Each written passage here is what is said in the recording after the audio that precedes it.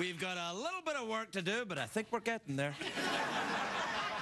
My first guest is an American rock and roll legend. He's a judge on American Idol, Wednesdays, on Thursdays, and Fridays, and every other day, really, on most days on the Fox Network. Please welcome the great Steven Tyler, everybody.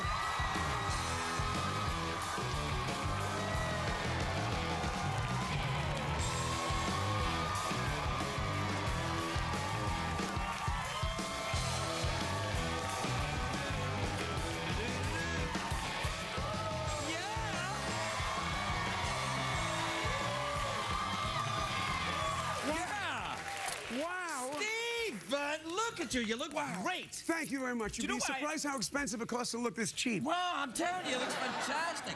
You know what I like about you? Not only do you look like a rock and roll legend, you smell like a... You got that? Yeah, you got an ode to low tide. It's really... it's nice. You got a lot going on there. Did the sound man say anything to you about that? Look at this button opened up. It was that horse's ass that walked by me. Did you see the flight attendants on the way out? Yeah, marching up and down, flight attendants. That's the way. We missed that. You should have some of that on American Idol.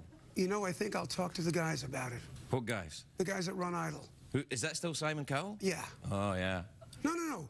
Cal was who I took his place of. Yeah, I know, but doesn't he, isn't he backstage saying, say something mean, Stephen, say something mean? Does he do that? Did you know him before that? Did you know him from the music biz? No.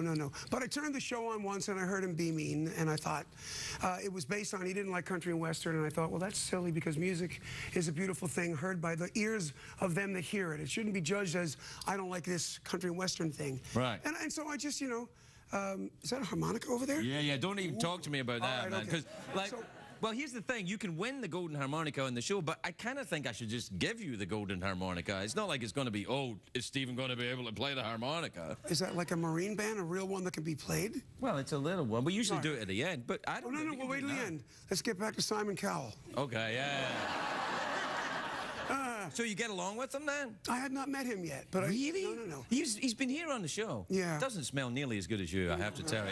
Is it too much? He's got it. You know, he smells like tea. Oh, the tea bags. Yeah, a little bit like tea bags. Yeah, he sounds like. Hey! Is that not where you were going with it? No, listen, I'll go wherever you want. Okay. I don't care. It's what fine. What did I say? Life's when European. You like that? I do like that, yeah. Well, I am European. You're a bit European, aren't you? I understood that. Aye. Yeah. No, I didn't understand. No, okay. Have you ever been to Scotland? Yes, I have. Do you play golf? No. You know you should. Just to piss them off when they see you walk on the golf course. They'd be like, oh, no! You're like, yeah. I do, and I did with my dad, but and I loved it because it's a quiet moment on the green. It's you and the balls, and kind of like the business. Fortunately, I still have my two. Yeah. I've only got the one left, but it was a rough 80s for me. Right? Well, you're in television. Yeah. Well, no, they take them all in television. I can't do anything here now.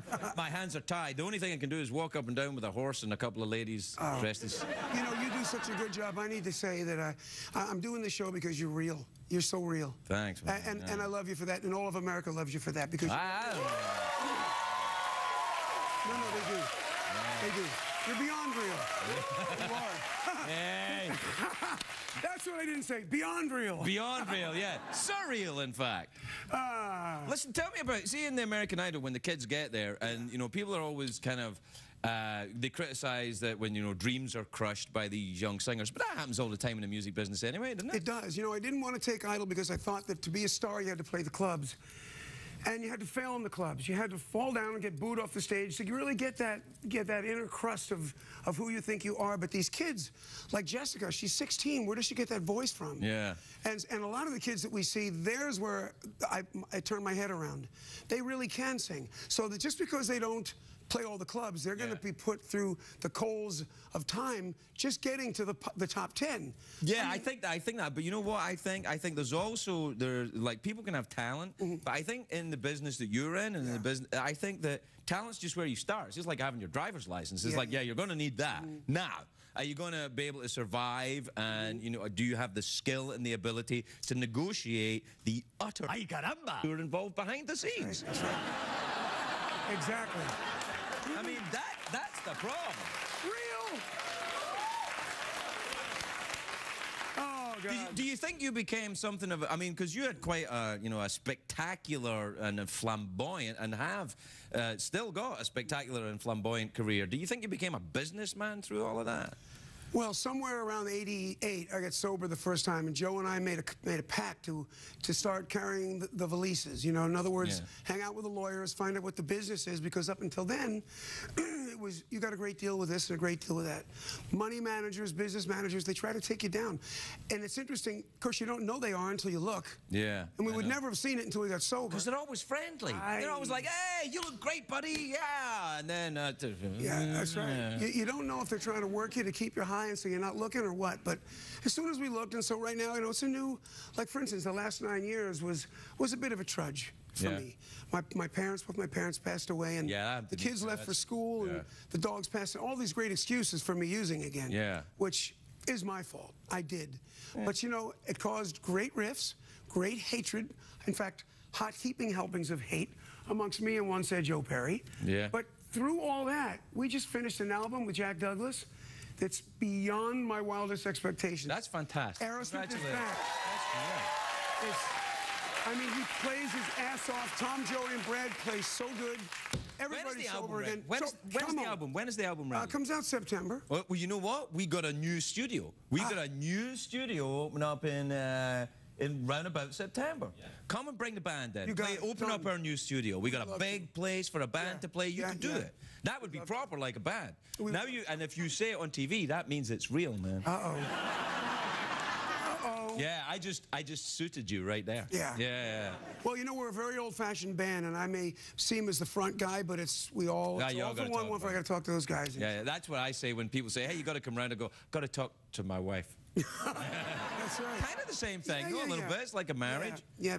Do you know? I toured a little bit once with the Rolling Stones. I was writing a screenplay for Mick Jagger, and so I had to tour around with them a little bit. And I was amazed how much of like a band they still were. Like you guys, I guess, are still the same. It's like you all still kind of little arguments, little. You know, it's like little Spinal Tap going on all the time. They know when we're doing something.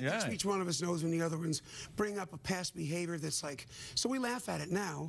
But, you know, the sad truth is when you're high, you don't laugh at it. There's no humor. Like they were looking for another lead singer, and I actually took it personal because I was high.